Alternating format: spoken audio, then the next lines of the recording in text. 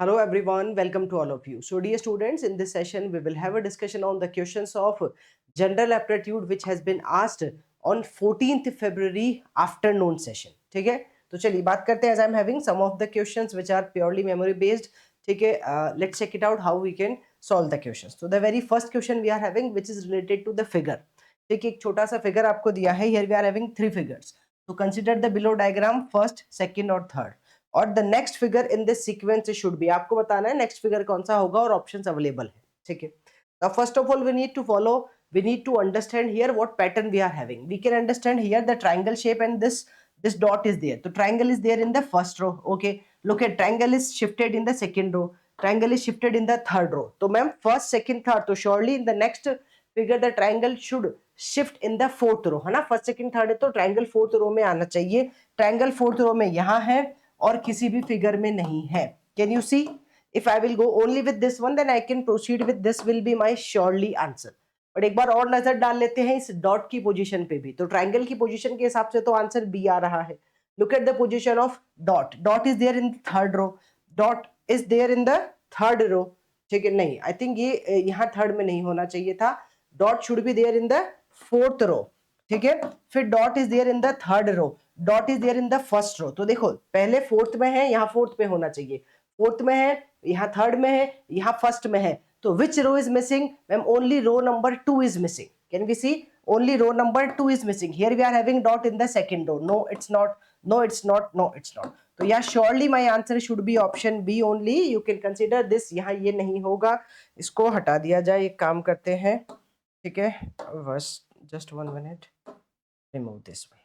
ठीक है, so dot is here only, dot is here only here. ठीक है, so dot यहाँ पे आपके पास है with the green color. We can take this is the dot. First it is in the fourth row, then it is in the third row, or it is in the first row. तो सिर्फ एक ही रो missing है which is second row. So answer should contain triangle in the fourth row or dot in the second row. Triangle in the fourth row, dot in the second row. This must be your answer. All right. चलिए, तो options can be very, option A B C D में से number कहीं और हो सकता है but figure यही बनेगा. Let's talk about the next question which is from the English. It's talking about choose the correct option to complete the sentence. The sentence is talking about the team dash 250 runs in 20 overs dash the raining day. ठीक है, the team dash 250 runs in 20 overs dash in the rainy day. तो I think it should be ये जो मुझे दिख रहा है कि टीम ने कर लिया है. Already this task has been finished. Already this task has been finished. So this is purely a past tense. ठीक है, तो स्कोरिंग वाला सीन नहीं होगा. श्योर, ये स्कोरिंग वाले दोनों ऑप्शन हट जाने चाहिए. और पास्ट टेंस है तो we know very well past tense तो यही शो कर रहा है स्कोर्ड. ठीक है, स्कोर्ड पास्ट टेंस मतलब क्या हो जाएगा? ED, second form of the verb. तो yes it should be the team scored 250 runs in 20 overs despite the rainy day. Yes, despite मतलब रेनी डे होने के बावजूद भी टीम ने 250 रन बना लिए थे 20 ओवर्स में.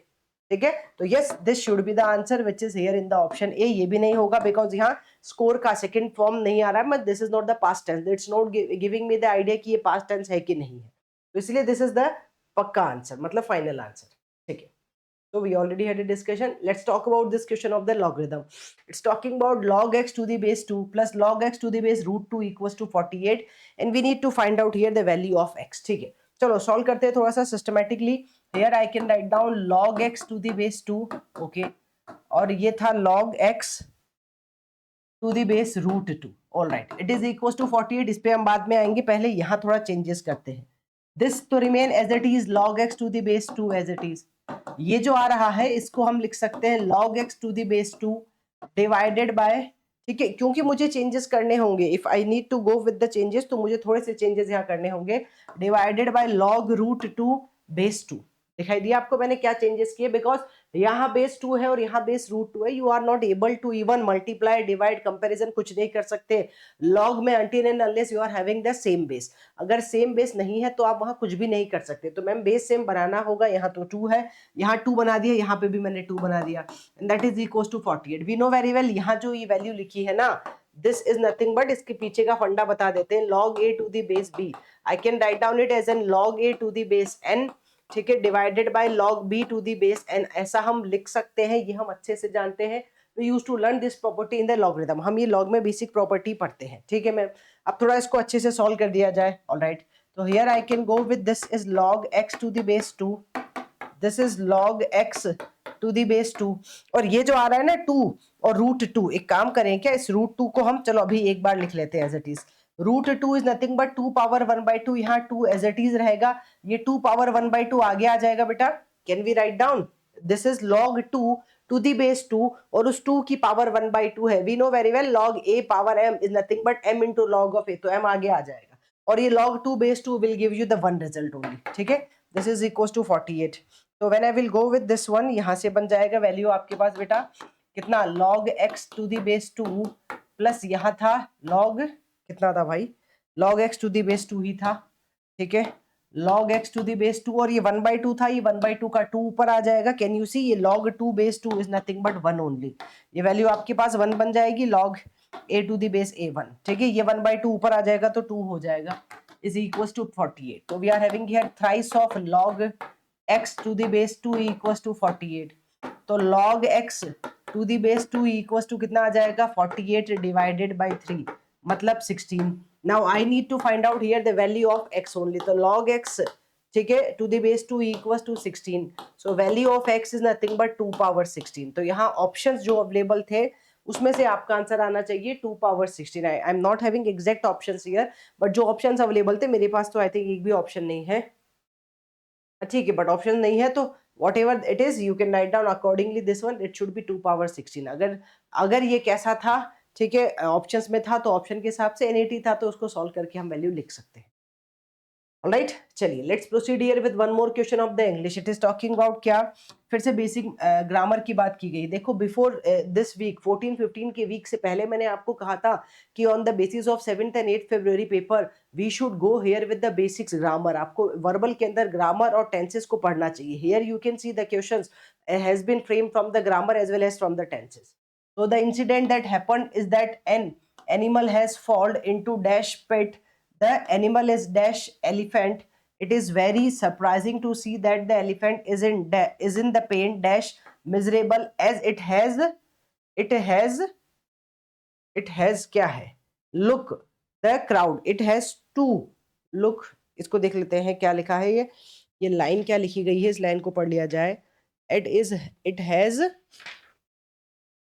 इट हैज टू लुक, है ना, टू ही होगा, अदरवाइज तो कुछ बन ही नहीं रहा है। It has to look dash the crowd. ठीक है, अभी सही लग रहा है। Okay, now which is possible here, देखो we can go here fall into a pit. ठीक है, एक गड्ढे में गिर गया, ये बात समझ में आ रही है। ठीक है मैम, फिर उसके बाद एलिफेंट में एन आएगा, ये भी समझ में आ रहा है। यहाँ ए आएगा, here it should be an. A और एन कहाँ आ रहा है मैम, इन दोनों में ए और एन आ रहा है, यहाँ पे नहीं है, इस सीक्वेंस को हटा दिया जाए। इधर A will be my answer और B will be my answer. फिर नेक्स्ट में आएगा, it is very surprising to see that the elephant is in pain and miserable. ठीक है, पेन में भी था और मिजरेबल मतलब दयनीय कंडीशन में था। As it has to look dash the crowd. अब यहां से बच्चे सोचेंगे look at the crowd, generally look के लिए यूज होता है लुक एट द क्राउड, है ना, look at me, right. But यहां जो वर्ड होगा it should B for, look for the crowd. क्यों, क्योंकि वो कुछ हेल्प की बात कर रहा था, right. The elephant was looking for the crowd, वो क्राउड की तरफ देख के कुछ क्या कर रहा था, मतलब he was seeking to some help, कि भाई आप मेरी हेल्प कर दो। तो it's not look at the crowd, it should be look for the crowd. ठीक है, it should be look for the crowd. समझ में आ गई, तो आंसर आपका बी आना चाहिए। चलिए फिर बात करते हैं नेक्स्ट क्वेश्चन में। All the mangoes in the basket are good if the about statement is false. ये स्टेटमेंट जो बोल रहा है ये गलत है। All the mangoes in the basket are good, then which of the given following is necessarily true. ठीक है, पढ़ो one by one statements we need to read. In the basket some of the mangoes are good and some are not good. How I will be sure, मुझे बोल रहा है कि statement wrong है, ये स्टेटमेंट फॉल्स है। जहां statement क्या था, all the mangoes in the basket are good. अब इसका अपोजिट वैसे देखा जाएगा तो होगा कि all the mangoes in the basket are not necessarily good, है ना, नेसेसरली गुड हो जरूरी नहीं है।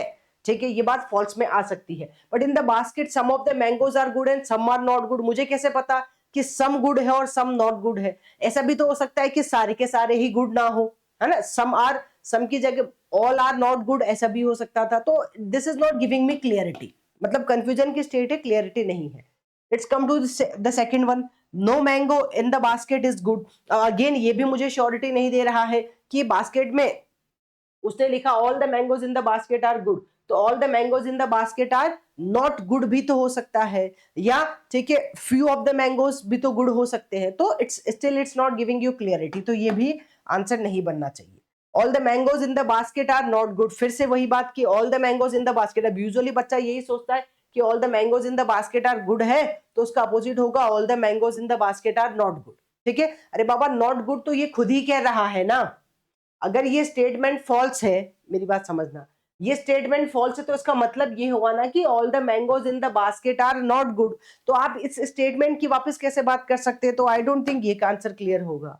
बट द बेस्ट आंसर जो होना चाहिए वो ये हो सकता है कि यार कम से कम with the surety we can say कि कम से कम वहां एक मैंगो तो नॉट गुड होगा, क्योंकि इसने ऑल मैंगोज की बात की ना, ऑल मतलब मान लीजिए मेरे पास 100 मैंगोज है, if I am talking about all the 100 are good, या फिर मैं ऐसा बोलूं कि नहीं 100 में से ना 99 अच्छे थे, एक कम से कम खराब था, तो we can say like this one कि then okay all the mangoes in the basket are not good, there exist sorry ये रहा there exist at least one mango in the basket that is not good, ये answer हमारा correct होगा। There exist at least one mango in the basket that is not good, मतलब जितने भी number of mangoes available है among those we are surely okay conclude that कि at least one of the mango is not good. हम more than one हो सकता है, that more than one can be half, that more than one can be 98%, that more than one can be 100%, but this sentence is giving me particular surety. ठीक है, चलिए let's go with one last question we are having here which is talking about 5 products PQRST on any given day, 250 items were sold with the average price of 60। ठीक है, आपके पास PQRST 5 products है और 250 items were sold with average price. ठीक है, तो total जो है नंबर ऑफ आइटम्स वो 250 है और with the average price of 60, average दिया है 60 और कुछ ऑब्जर्वेशंस दिए हैं। First, the quantity of S sold was twice that of T, the quantity of R sold was thrice that of T, quantity of Q's that was sold 4 times of T। ठीक है, relation दिए हैं हमको और PQRST की value दी है, तो बताओ क्या, बताओ P की वैल्यू क्या है, it is asking find out the value of P। ठीक है, बता देंगे। अब सबसे पहला काम करेंगे, जो दिया है वहीं से स्टार्ट करते हैं। It is given to us first of all, the first statement is talking about क्या कि S sold was twice of T, तो S sold was twice of T। Second statement आपको बोल रहा है R sold was thrice of T, R की वैल्यू क्या है, थ्राइस ऑफ टी के इक्वल है, और फिर क्यू दिया है मेरे हिसाब से, Q is 4 time of T. ये जो जो भी दिया है ना, I am writing here all these things are given. इसके अलावा क्या दिया है, इसके अलावा दिया है टोटल वैल्यू। ठीक है, total number of items are 250। इसके अलावा दिया है एवरेज ऑफ दीज 250 आइटम्स। ठीक है, टोटल ये नंबर ऑफ आइटम्स है, सम नहीं है उनका, टोटल नंबर ऑफ आइटम्स। ठीक है, और एवरेज जो दिया है वो 60 है, ये सारी 60 डिग्री नहीं है, 60 है। All these things we are having here. ठीक है, आपको पी की वैल्यू निकालनी है, ठीक है हम निकालते हैं। एक काम करो, सबसे पहले यहां से ना टोटल से स्टार्ट करते हैं, तो वी कैन सी कि पी नंबर ऑफ आइटम्स या पी आइटम्स कितने हैं, 100 है, क्यू कितने हैं, 50 है, आर कितने हैं, 40 है, एस कितने हैं, 60 है, और टी कितने हैं, 60 है। ठीक है, we are having this condition here, आपको दिखाई दे रहा है, ये सारी चीजें हमको यहाँ पे बोल रहा है। तो एक काम करो, इन सबका टोटल 250 के इक्वल है ना, तो यहाँ लिखते हैं हम P plus Q plus R plus S plus T equals to 250, this is the total number of items. ठीक है, अब जहां जहां जो रिलेशन यूज हो सकता है कर लो, S R और Q को भी T की फॉर्म में कन्वर्ट कर दो, तो P will be as it is, Q की जगह 4T, you can C, R की जगह 3T, S की जगह 2T, और T तो T है ही। From here we will get one relation between P and T, क्योंकि अभी मेरे पास 4 unknowns है, और अगर if you are asking to me find out the value of P, तो नॉर्मल कंडीशन में मुझे 4 unknowns में 4 इक्वेशन चाहिए होंगी for getting the value of P, है ना। But what I should do, I should use the given condition, and ये जो 4 unknowns है उसको आप कन्वर्ट कर दो 2 unknowns में, और 2 unknowns की आपके पास 2 इक्वेशन बन जाएगी, then you can solve that very easily। तो when I will go with this one, ये कितना बन रहा है, P plus 7 और 2 9 और 1 10, 10T equals to 250। I should mark this as an equation number 1, ये 250 लिखा है, I should mark it this as an equation number 1। ठीक है, अब सेकेंड चीज स्टार्ट करते हैं एवरेज से। What is average, average is total number of items या sum of all the items divided by number of items, है ना। तो एवरेज से स्टार्ट करते हैं हियर एवरेज। अब एवरेज में दिखा आपको क्या कि P आइटम्स 100 है, तो I should write down here कि 100P प्लस ये वाले आइटम कितने हैं 50Q, कैन यू अंडरस्टैंड ना 50Q। क्यों? क्योंकि यहाँ जो लिखा है ये प्रोडक्ट और ये उसकी सेलिंग प्राइस है, तो एवरेज जो दिया है वो सेलिंग प्राइस का दिया है, एवरेज प्राइस ऑफ 60, तो एवरेज दिया है सेलिंग प्राइस का, याद रखें, ठीक है। फिर 40R 60S, 40R 60S, और टी कितने हैं, टी है 60, ठीक है, 60T divided by the number of items 250 and it is given to you already equals to 60, ये दिया है आपको given. What I am using here average quantity, ठीक है। अब यहाँ पे भी ना थोड़ा अच्छे से लिखा जाए, 100p एज इट इज रहने देते हैं, यहाँ पे 50Q, Q की जगह फिर से मैं ये यूज करना चाहूंगी, Q की जगह 4T, R की जगह 3T और S की जगह 2T, तो Q ये क्या था 50 इंटू 4T प्लस नेक्स्ट आपके पास है 40 इंटू आर की जगह आ जाएगा बेटा कितना, आर की जगह आएगा 3T, फिर नेक्स्ट कितना है, नेक्स्ट है 60S, S की जगह आ जाएगा 2T, ठीक है, ये 60 2T और फिर T तो था ही, T कितना है आपके पास ऑलरेडी 60T है, ठीक है, और डिवाइडेड बाय वहां उसको लिख दो 250 मल्टीप्लाई विद द 60, ठीक है, क्योंकि जो 250 डिवाइड में है ना नंबर ऑफ आइटम्स, उसको उधर ले जाएंगे तो ये टोटल हो जाएगा, ठीक है मैम। तो यहां से थोड़ा सॉल्व किया जाए, 100p प्लस 200t 120t, फिर वापस 120t और फिर 60t, अब टोटल कितने t आ रहे हैं काउंट कर लेंगे, and that is equal to 250 into 60, ठीक है। So we can write down here, we will have one more equation, 100p plus 200 और 240, 420, 420 और 60, ये मुझे दे रहा है 500, it is giving me what बेटा, it is giving me the value 500 only, ठीक है, 500t आ रहा है, so this is 500t, और यहाँ से 250 इंटू 6 करेंगे तो ये दे देगा आपको कितना, 250 इंटू 6 इज नथिंग बट 15,000, कितना आएगा, या फिर इसको और आसान, चलो ठीक है बना लेते हैं, लिख लेते हैं एक बार तो 15,000, इसको और आसान बनाने के लिए 600t,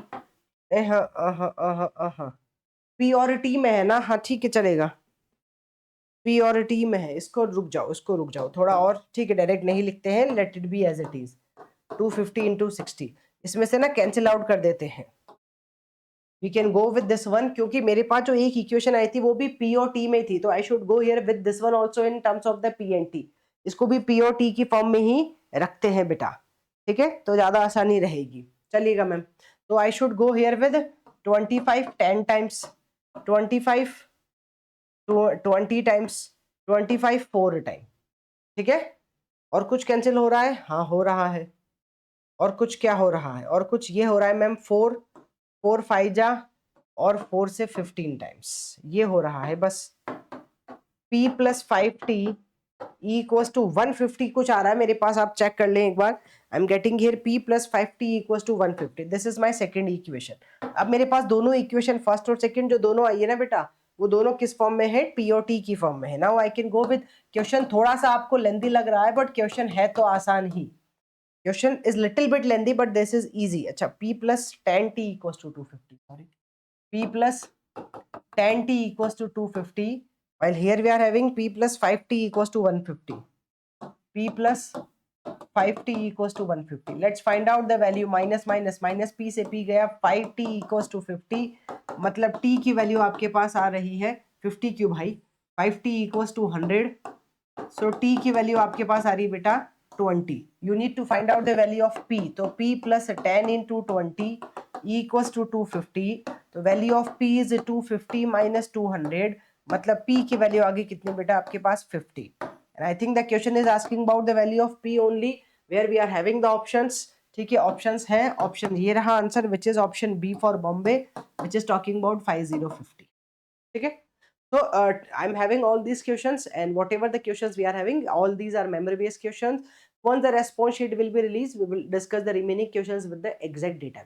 Thank you.